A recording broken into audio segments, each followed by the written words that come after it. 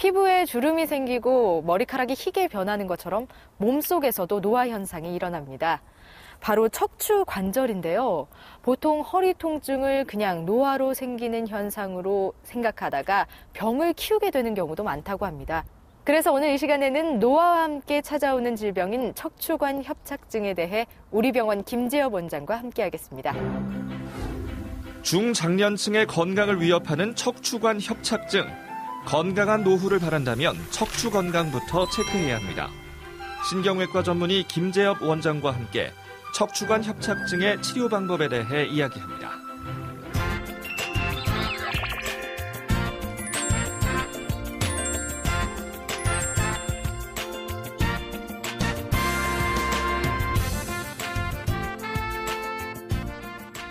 원장님 안녕하세요. 네, 안녕하십니까. 저희가 지난 시간에 이어서 오늘도 척추관 협착증에 대해 계속 알아보려고 하는데요.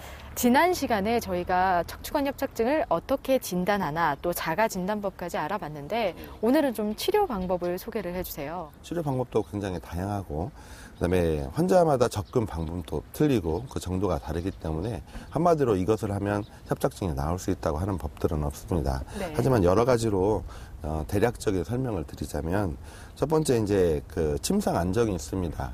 되게 이제 허리가 아프면 쉬라고 하는데요. 요즘에는 예전에는 장기간에 쉬라고 했는데 요즘에는 조기에 활동을 하도록 권하고 있거든요. 예. 저도 진료실에서 보면 1, 2주 정도 안정을 하는데 그 순간에도 절대 안정, 이렇게 아무것도 안 하고 누워있는 게 아니라 약간의 걷는 운동과 그런 것은 지속을 하라고 지도를 하고 있습니다. 두 번째는 이제 흔히 말하는 병원에 가면 약물 치료하는 거고 되게 네. 이제 신경이 그 관이 좁아지기 때문에 혈액순환이 떨어지기 때문에 혈액순환을 좀 증진시키고 그다음에 신경이 변성이 되기 때문에 그 변성을 조금 더 도와주는 변성을 회복하게끔 도와주는 약들을 처방을 하고 있거든요. 네. 그리고 세 번째는 신경치료라고 하는 것들이 있습니다.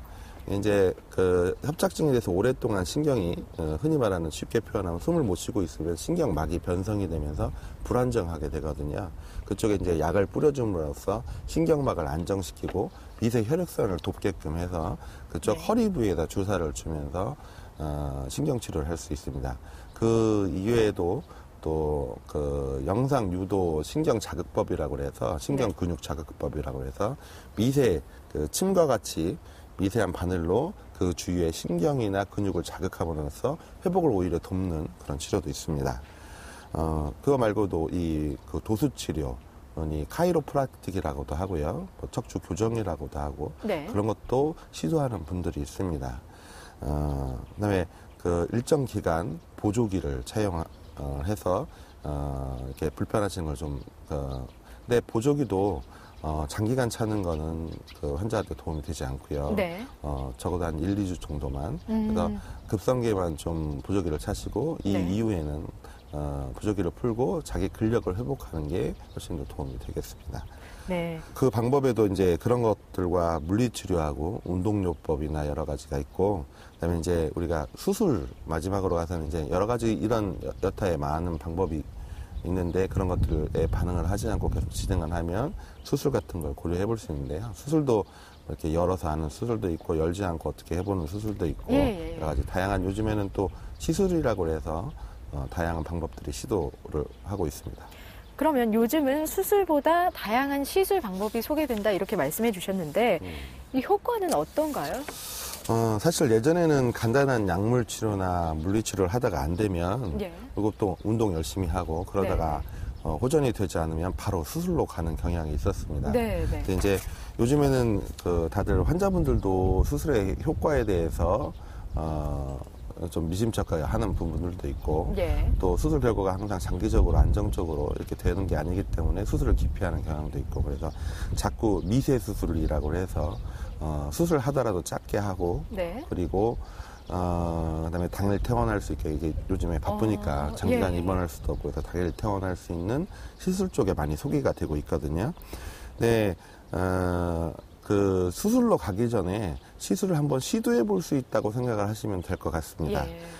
환자마다 그 질병이 약하기도 하고 심한 사람도 있고 그런 개인차가 있기 때문에 모든 사람이 시술을 받으면 100% 효과를 본다고 말씀드리기는 힘들 것 같습니다. 예. 그래서 하지만 어떤 분들은 시술을 받고 이렇게 수술을 하는 거와 거의 비슷한 효과를 대체할 수 있을 정도로 효과를 볼 수도 있기 때문에 네. 그런 분들에서는 이렇게 권할 수 있는 좋은 방법이 되겠습니다. 다만 모든 수술을 대체할 수 있을 정도로 그렇게 시술이 모든 수술을 대체할 수 있는 정도가 아니기 때문에 수술에 대한 좋은 대안으로 정도로만 생각을 하시면 좋을 것 같고요.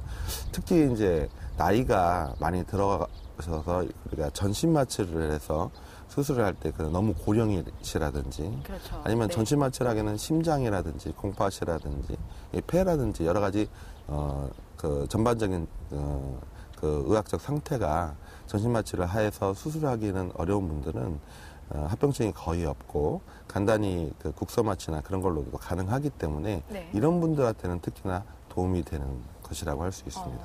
그렇군요. 그러면 시술에는 어떤 종류가 있을까요?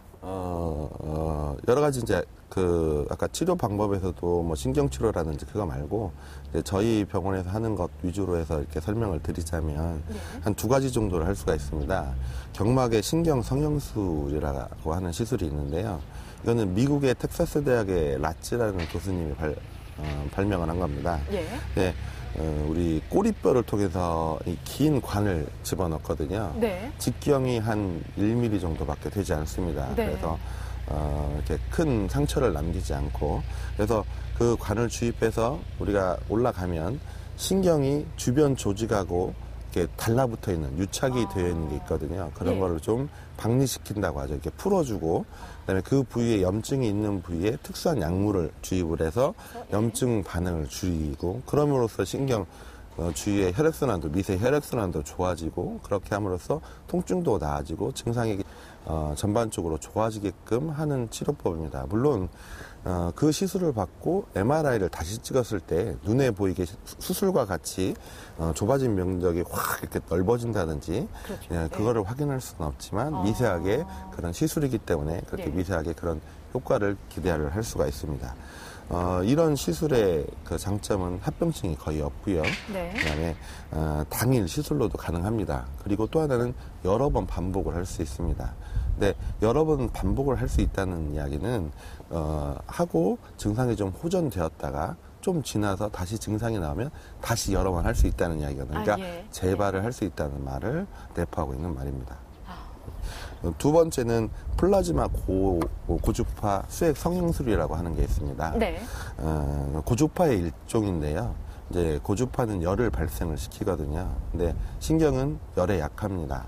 네, 요즘에 이제 새로 개발된 게 플라즈마라고 해서 그런 열 발생을 좀 줄이고 바로 고체에서 기체로 기화할 수 있게 해서 주변의 신경 조직을 이렇게 시술을 할 때 설령 신경 조직이 옆에 있다 하더라도 신경 조직이 다치지 않게 네. 좀 이제 합병증에서 그렇게 보다 진보된 형태로 하겠다는 건데요. 이거는 이제 디스크가 터지지 않았을 때 약간 이게 볼록하게 올라오잖아요. 그러면 이제 그 디스크에다 직접 침을 넣어가지고 거기를 고주파로 이렇게 태워주면 그 부피가 줄어들잖아요. 압력이 네. 줄어들면서 거기에 미세 혈액순환도 좋아지고 그런 걸 그러면서 재반 증상들이 좋아지는 법입니다. 특히 이 고주파 수액 성형술은 디스크 자체를 어떻게 하는 거기 때문에 되게 협착증하고 디스크하고 같이 동반이 되어 있어서 예. 협착증이 풍선처럼 이렇게 부풀어져 앞으로 나오고 있고 뒤에 그 협착증이라고 해서 그 인대가 굳은 살에 비해서 이렇게 좁아진 부위에 그쪽에서 시행을 하면 효과를 볼 수도 있습니다. 마지막으로 사실 예방보다 좋은 건 없거든요. 네. 척추관 협착증 예방법에 대해서 좀 설명을 해주세요. 어떤 병이든지 어떤 질환이 발생을 하는데 100% 예방할 수 있는 방법은 없지요. 예. 운동밖에 더 좋은 건 없습니다. 네. 근데 물론 다른 질환에 비해서 협착증도 유전성인 경향을 주장을 하는 한척자들도 있지만 그 경향이 아주 많은 건 아니고요. 근데 평소에 좋은 식습관과 그다음에 작업 환경 그리고 아까 조금 전에 설명드린 것처럼 동양인에서 많이 발생하는 요부 변성 후만증처럼 예. 이제 그런 작업 습관이나 그런 것도 많이 좌우를 한다고 생각을 합니다. 그래서 바른 자세로 많이 걷고 그다음에 스트레칭 많이 하고 네. 그다음에 특히 그 디스크나 그 인접, 이제 디스크나 그 뒤에 관절은 몰라도 디스크 같은 경우에는 여기는 협착증에 대한 설명이긴 하지만 디스크는 혈관이 직접 들어가는 구조물이 아니거든요. 예. 확산으로 들어갑니다. 그러면 음식이나 그런 것들도 좀 영향이 있다고 생각을 합니다. 그래서 아주 통상적인 이야기지만 네. 담배나 술 같은 경우에는 삼가하시고 그렇죠. 그다음에 우리가 몸에 좋다는 그 관절에 좋다는 오메가 3나 그런 쪽에 그다음에 칼슘이나 그런 쪽에 음식을 많이 섭취하면서 건강한 생활을 하시는 게 예방법에는 가장 좋다고 생각을 합니다. 네, 오늘 예방법까지 알아봤는데요. 오늘 이 시간에는 신경외과 전문의 김재엽 원장과 함께 척추관 협착증에 대해 알아봤습니다. 원장님 오늘 말씀 고맙습니다. 예, 감사합니다.